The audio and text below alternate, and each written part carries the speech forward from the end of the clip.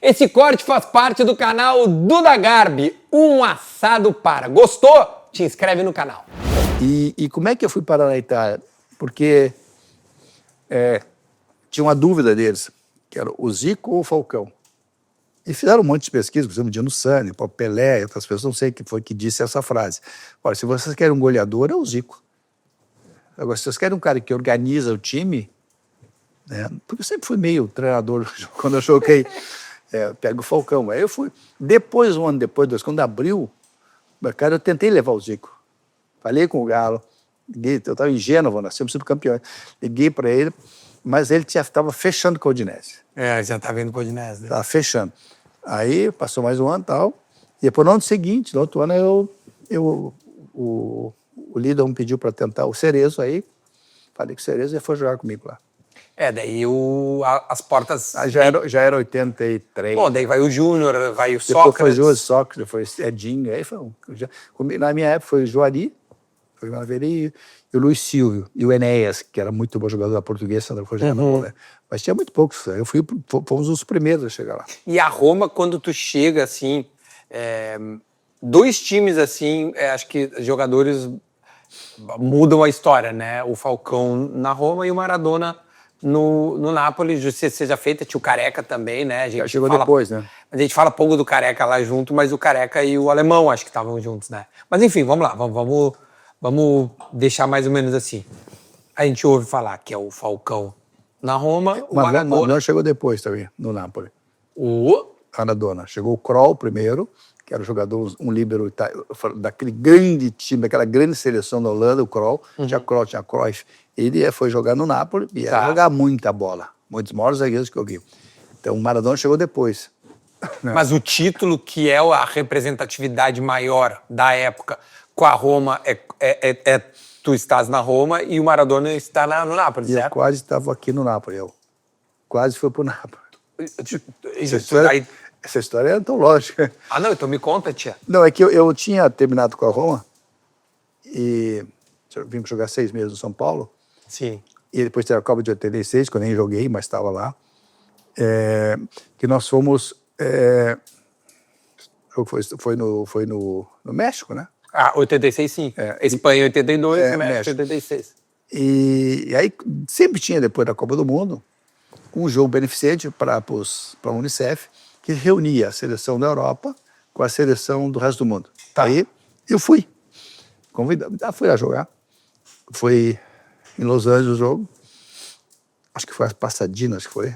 Onde foi a final. Depois, mais tempo da Copa e tal. Enfim, que fizeram a Copa depois, muitos anos depois. Mas aí vamos lá. Terminou o jogo assim, no jantar, terminou todo mundo. Ali o time da Argentina, que ia ser campeão do mundo, então tinha todo mundo, inclusive o treinador e tal. E aí o Maradona, quer jogar no Napoli? Eu digo, pô, assim, achei que fosse uma conversa que nós estamos tendo aqui. Não tá. Aí eu chego no Brasil, alguns dias depois, e ligo o diretor do Napoli. Eu digo, acho que era para o Marino, acho que era. Não, o Maradona falou o que você falou, mas, enfim, aí achei que fosse uma conversa de vestiário, né? Nós temos interesse e tal. Só que nós estamos num processo aqui em que estão nos acusando que nós tínhamos mexe com o resultado e nós não temos, nós temos que nos defender. E eles foram inocentados. Só que já tinha passado o prazo da inscrição do segundo estrangeiro. Jogaram 2. Só 2. Já tinha passado o estrangeiro. E também, mas nós fomos eles dizendo para a federação, nos acusaram de que nós estávamos enrolados, para que a documentação provada que nós não estamos enrolados. Eu quero dizer para vocês que o meu segundo estrangeiro é o Falcão. Embora já tenha passado o prazo, a culpa não é nossa. Temos um contrato praticamente feito. Aí não fecharam, né? Segundo me disseram, porque a Roma e a Juventus não deixam. Segundo me disseram, acho que não acredito muito. Aí não joguei no Napoli. E o Napoli foi campeão só com o Maradona. Só erro de número, né? Não de qualidade. Porque tinha dito o segundo estrangeiro.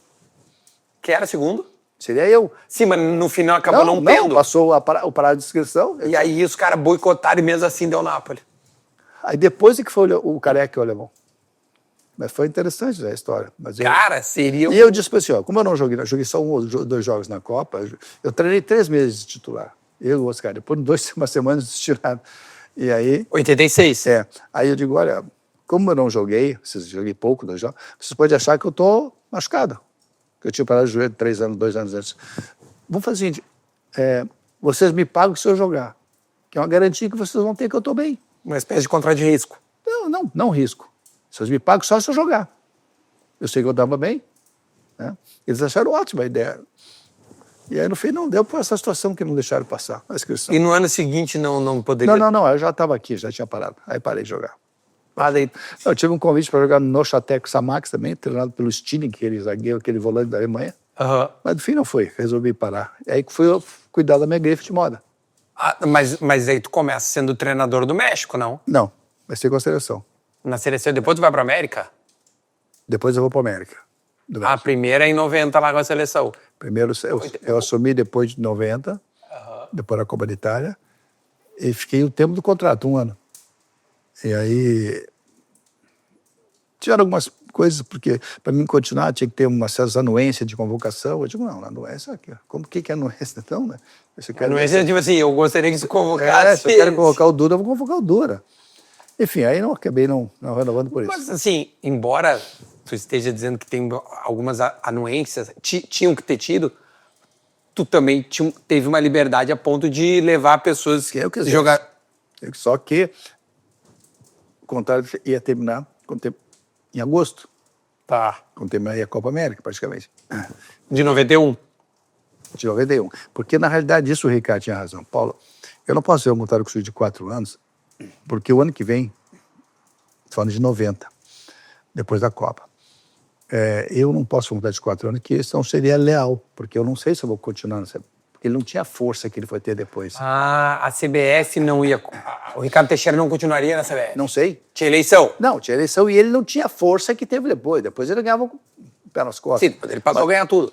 Mas foi na primeira eleição dele que ele ganhou, ele foi eleito e ele não tinha certeza se ele ia ser reeleito. Não tinha como. Ele não posso contratar de 4 anos. Eu digo, não sou, tá certo. Mas eu gostaria de ficar tempo. Eu falei, não, tá bem.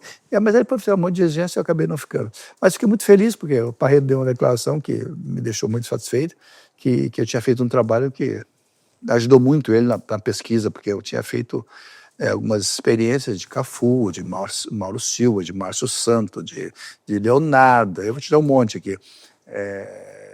Quem mais? De Mazinho.